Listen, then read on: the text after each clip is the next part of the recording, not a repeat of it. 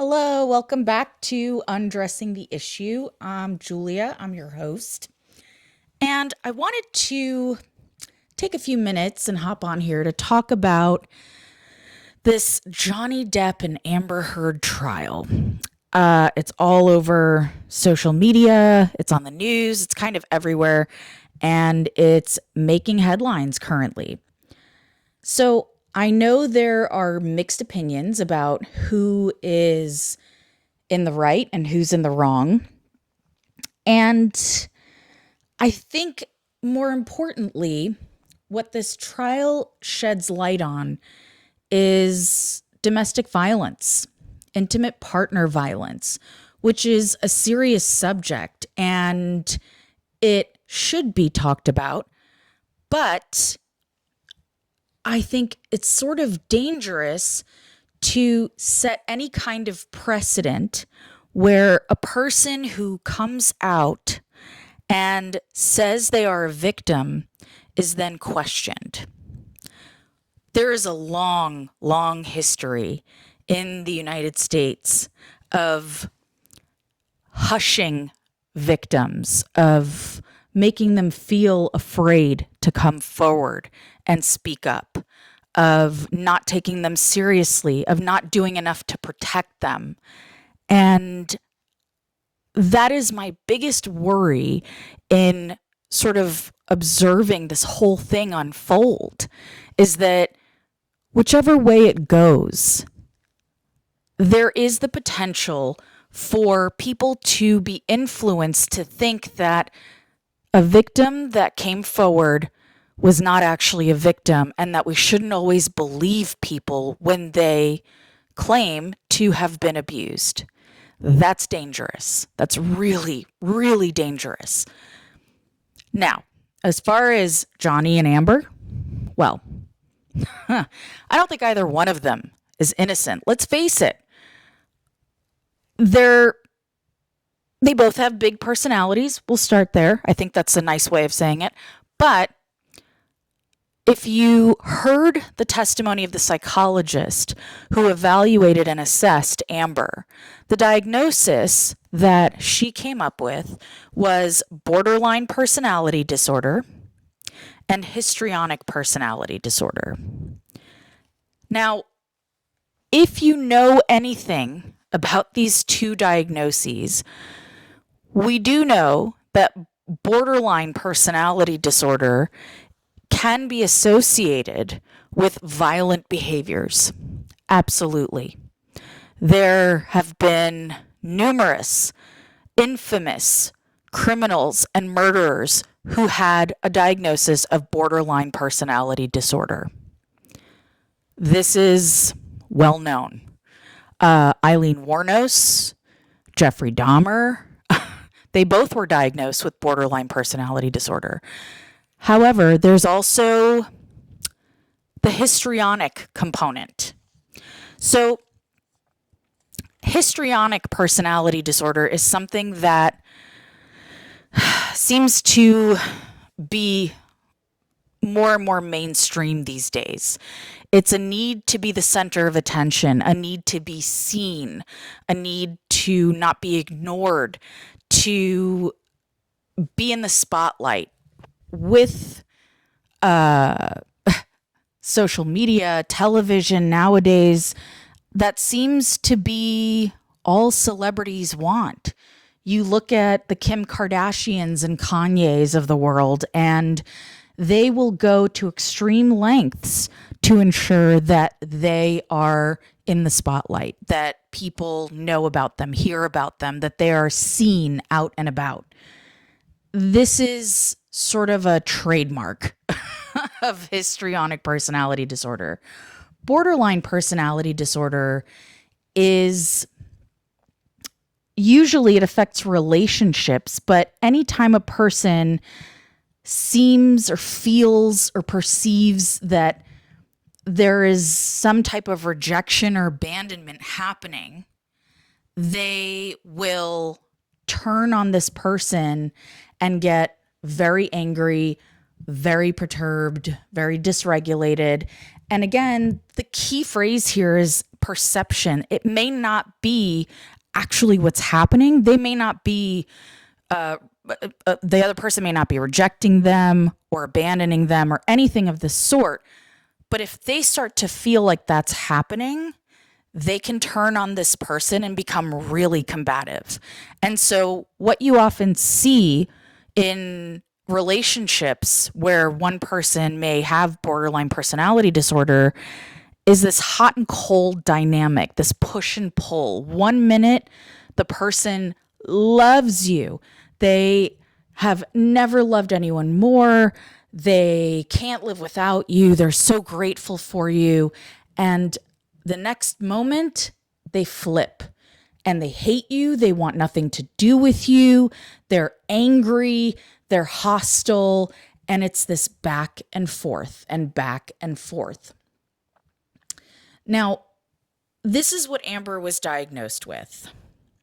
However, more recently, her own psychologist from her attorneys, they hired the psychologist, has said, actually, no, that's not the case. She has PTSD and she has panic disorder. So Amber's been vilified in this process, that basically she's been portrayed as this woman who's just terrible and controlling and manipulative. But what about Johnny? So we know that Johnny likes to have a few cocktails, has had a colorful past with all sorts of substances. Now, does he have a problem? Does he have an addiction? Does he suffer from alcoholism? I don't know. I can't say that. But what I do know is that when people drink regularly, habitually, when they're drinking, they're not emotionally present. And for a person that's in a relationship with them, whether it's a familial relationship or a romantic one, that can be really difficult to withstand. It's really hard to feel like this person that you care about or want to connect with is not present for you. So if this is something that Amber felt frequently in her relationship with Johnny, I think that it would be understandable that she would feel unhappy or that she would try to get his attention, get something from him to where she could feel more connected to him. So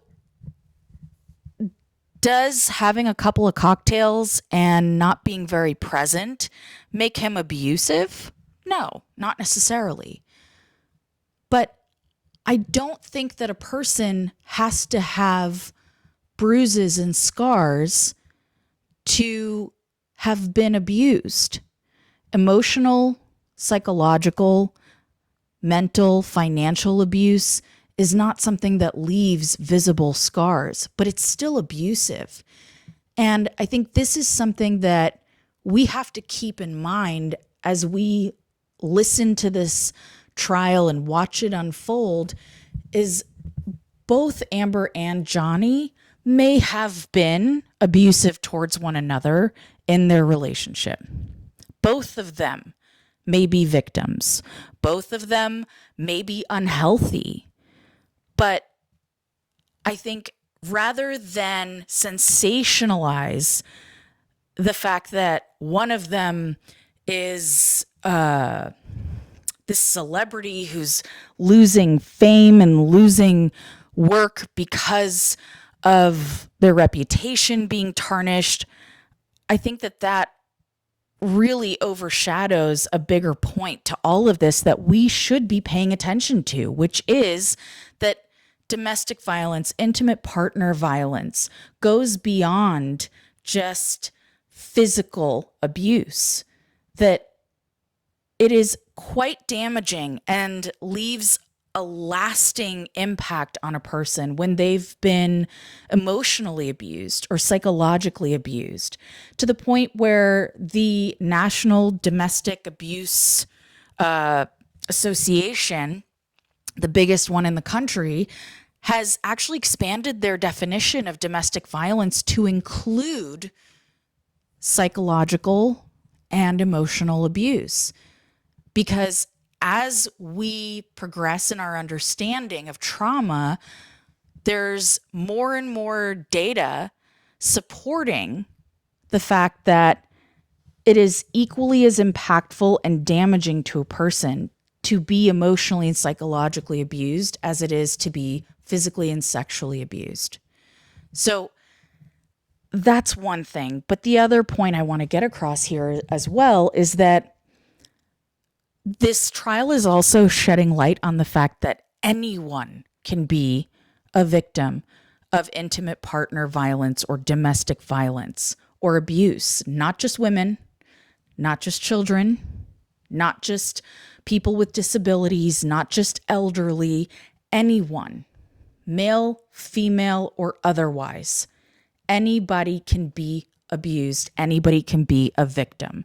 So for that, yes, it is very brave of Johnny Depp to come forward and actually admit that he felt as though he was abused and he feels as though he is a victim and that he went through a difficult time and that it was a traumatic experience for him. This goes against what American culture socializes men to feel comfortable admitting. Traditionally, we teach our boys and our men that to be a man means stiff upper lip. You keep on plugging away. You keep your head down. You don't talk about your feelings. You don't feel sorry for yourself. And that if you do, you're weak and you are not masculine and that you're a sissy and all of this kind of terminology. Having emotions, being vulnerable is shamed. So bravo to Johnny for actually pushing through that and being honest about what he's been through and how he feels. I think that this could potentially be a huge step forward for the way that we normalize masculinity. In the meantime, I do see people taking sides. I do see people criticizing both Johnny and Amber. And I'll tell you that for me, that is, bullshit. I don't care. I don't care what you think. I don't care what you have to say. My takeaway from this is that it's about time people who have a high profile are actually talking about a type of domestic violence that isn't just physical or sexual abuse. It does include that, but also emotional abuse, psychological abuse, because this is such a common problem. It is something that I see quite frequently in my work with my clients, and it's about time we started talking about it.